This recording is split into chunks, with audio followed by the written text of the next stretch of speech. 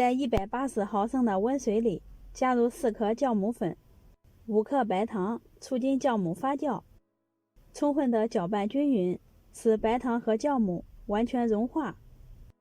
倒在300克的面粉里，酵母用温水化开以后，能促进面团的发酵。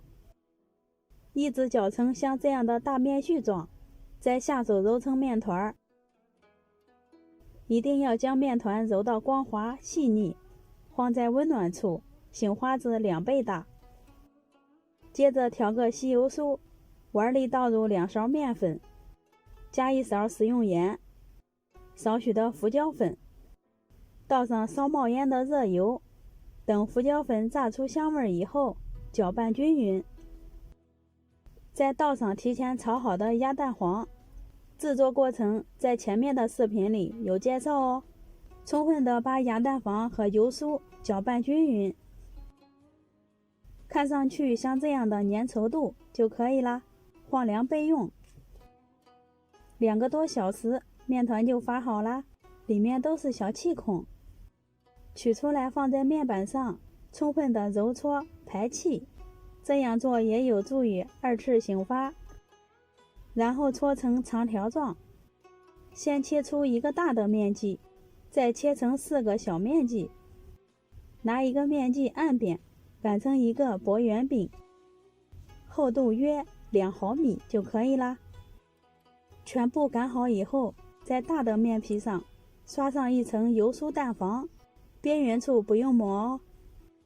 再放上一张小的面皮，同样的也刷上一层油酥，依次重叠，放完所有的面皮，最后一张盖上就不用刷油酥啦。用底部最大的面皮给它包起来，捏严实，防止漏油酥。做好的生胚放在笼布上，在表面刷一层清水，撒上一些白芝麻。锅里加入半锅温水，这样能提高生胚醒花的时间。盖上锅盖，2次醒花25分钟。时间到，我们看一下，体积明显变大，就是醒发好啦。开大火烧开，转中火，蒸上15分钟。关火以后再焖上3分钟，即可开盖。做到这里出锅就可以开吃啦。不过为了增加饼子的口感，我们再放进电饼铛里烙上2分钟。底部金黄以后翻个面，全程开大火烙制，这样烙出的饼外酥里软，两面都烙成金黄色，就可以出锅啦。实在是太诱人了，馋到你了没？再根据自己的喜好切成小块，咱们的千层饼就做好啦。看这层次多好，层层松软，咬一口外酥里软，还有浓浓的蛋黄味儿，吃一次就忘不了。